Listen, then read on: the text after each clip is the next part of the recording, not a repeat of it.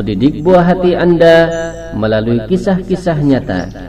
Dengarkan dengan baik kisah ke-14 dengan judul Sarah dan Raja Kafir.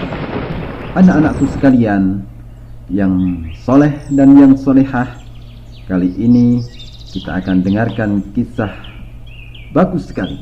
Oleh karena itu, kalian duduk yang manis dan jangan rame. Akan segera kita mulai. Al-Kisah. Nabi Ibrahim alaihissalam memiliki seorang istri yang terkenal sangat cantik bernama Sarah.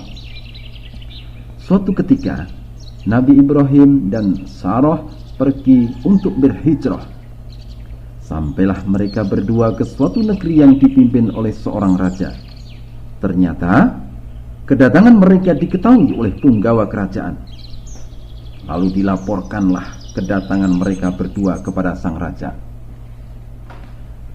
Ibrahim datang bersama seorang wanita yang sangat cantik sekali. Demikian dilaporkan oleh sang punggawa.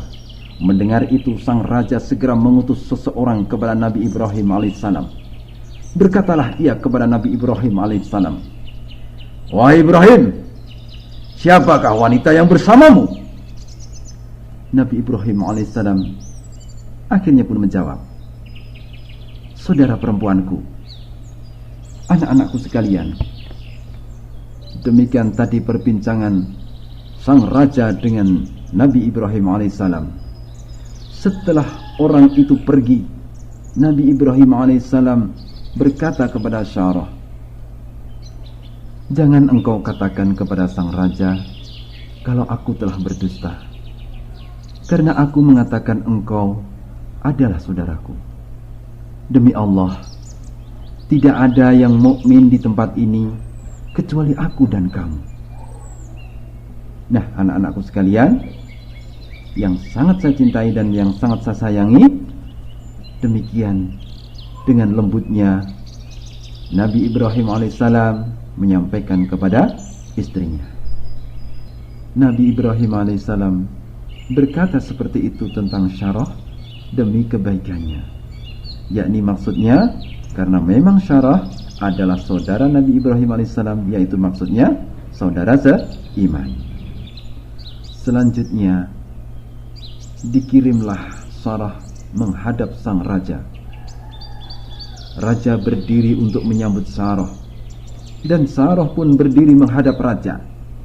Kemudian Sarah berwudu, lalu sholat, kemudian berdoa, "Ya Allah, sesungguhnya aku beriman kepadamu dan kepada Rasul-Mu.